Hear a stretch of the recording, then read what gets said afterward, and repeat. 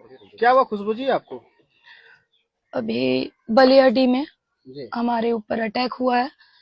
यहाँ पे आए हुए थे हम हनुमान मंदिर, और हनुमान चालीसा का पाठ हुआ वहाँ पे, और भोजन के रूप में सब प्रसाद के रूप में खिचड़ी ग्रहण किए। शांतिपूर्वक वहां से आ रहे थे। सामने मस्जिद है, अभी भी हम मस्जिद के सामने ही है। और मस्जिद से अचानक से कुछ समझ में नहीं आया, कई लोग तलवार से, ऊपर से पत्थरबाजी होने लगी। जैसे गाड़ी देखे, गाड़ी पे उन लोगों ने डंडा मारना स्टार्ट किया। मेरे साथ भी कुछ लोग थे, वो लोग निकल गए। मुझे कुछ समझ में आया नहीं कि हो क्या रहा है अचानक से। उसके बाद उठने उठने के दौरान मेरे पैर में भी, क्योंकि मैं अंदर छुपी हुई थी, कोई ऑप्शन था नहीं, चारों तरफ से गाड़ियां, मेरी गाड़ी को घेर लिया गया था और मारने की कोशिश हो रही थी। और लगातार वो लोग यही बोल रहे थे कि खुशबू पांडे को ढूंढो, उसको जिंदा जलाना है। क्लियर मैंने यही सुना है, मेरे पास रिकॉर्डिंग है लाइव में। लोग थे आपके ऊपर हमला करने वाले? ये सारे के सारे मुसलमान ही थे, जाहिर सी बात है। सारे हिंदू तो करेंगे नहीं ना, और मस्जिद के सामने से। खुशबू जी एक बात बताइए, आप पे ही हमला आखिर क्यों किया? अब ये तो आपको भी पता होगा कि हम हमेशा देश के लिए, धर्म के लिए आवाज उठाते हैं। शायद उसका दुश्मनी या जो है इसमें हमको पता नहीं, क्योंकि हम तो इस जगह पे पहली बार आए बलियाडी में। इससे पहले ना कभी आए हैं, ना कुछ हम जानते थे। और अभी बातों बात में मुझे पता चला कि इससे पहले भी सरस्वती माँ की मूर्ति पे आक्रमण हुआ था। लेकिन हमें तो कुछ ऐसा नॉलेज था नहीं। सामने मस्जिद थी, सामने आ रहे थे, मस्जिद के पास करीब 200 लोगों की भीड़ थी, और अचानक से सब पत्थरबाजी करना स्टार्ट कर दी, और बार बार केवल मेरा नाम लेके मुझे जिंदा जलाने की बात कर रहे थे। और ये भी कह रहे थे कि जल्द से जल्द जो भी निशान है उसको मिटा दो मारपीट के, और पुलिस की गाड़ी अगर आती है तो उस पर भी तेल छिड़क के चला दो। किसने बताया आपको? मैं तो अंदर छुपी हुई थी, मुझे तो लगा था कि मैं जिंदा नहीं बचूंगी।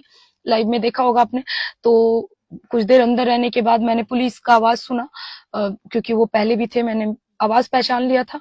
फिर मैं दौड़ के गई उनके पास, फिर उन्होंने सेफली मुझे फोर्स के पास ले आया। अभी मैं फोर्स के साथ हूँ। इस देश में हिंदू प्रधानमंत्री, हिंदू रक्षा मंत्री, उसके बाद भी हिंदुओं की ये स्थिति, ये हिंदुओं की गलती। अल्पसंख्यक हम लोग। हाँ तो देखिए ना, अल्पसंख्यक देखिए ना, ये देख लीजिए हमारा पैर, ये लीजिए पैर हमारा, और हमारे हाथ में इधर साइड चोट आया हुआ है, सर में इधर साइड चोट आया हुआ है। ये है हिंदू। वैसे पीछे तो हम भी नहीं हटते, बस यही है कि कभी कभी ऐसा होता है कि गीदड़ों की संख्या मिलके शेरों का शिकार कर लेती है। तो एक चीज बस हम यही कहना चाहेंगे कि शेरनी से ज्यादा घायल शेरनी खतरनाक होती है। मेरी बारी का इंतजार करें, ये दिन भूला नहीं जाएगा। याद रखें, जमुई में आके ये मेरा जन्म स्थल है, और मेरे जन्म स्थल के जगह पर झाझा बलियाडी जमुई से ज्यादा दूर नहीं है। इस जगह पे मेरे ऊपर अटैक हुआ है।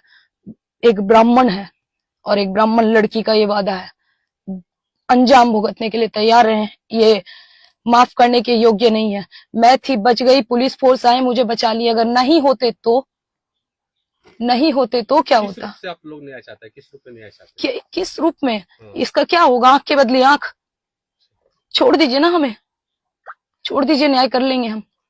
आप लोग पूजा पाठ कर कर जा रहे थे, वो लोग फिर प्लानिंग करके बैठे हुए थे कि खुशबू पांडे को खत्म कर देना है, खुशबू पांडे को नामो निशान मिटा देना है। फिर भी आपने डट के रहा, आपने सामना किया, लेकिन बसते आप अकेली पड़ गई। जी, मैं पूरी तरह से अकेली थी, मेरे आगे पीछे कोई नहीं। मैं चारों तरफ मुसलमानों से घिरी हुई थी, मैं बीच गाड़ी में थी, आगे सीट पे, और मैं वहीं पे छुपी हुई थी। लगातार मेरे करीब 50 लोग थे हिंदू जी, कहाँ भाग गए? तब कुछ हो गया?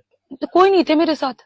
जब मैं गाड़ी में थी, उस दौरान पथराव होना स्टार्ट हुआ, क्योंकि मुझे आपका ड्राइवर होगा? हाँ, ड्राइवर थे, 3-4 और लोग थे, सारे लोग भाग गए क्या, दौरान जो भी है हाथापाई करने की कोशिश भी हुई होगी, पता नहीं। लेकिन मैं तो गाड़ी में अकेले रह गई थी। ना गाड़ी खुल रहा था, शायद गाड़ी लॉक हो चुका था पूरी तरह से, ना गाड़ी खुल रहा था। मैं कोशिश भी कर रही थी गाड़ी खोलने की, पर खुला नहीं। प्रशासन से क्या मांग करते हैं? जिला प्रशासन, एसपी साहब से क्या मांग करते हैं? एसपी साहब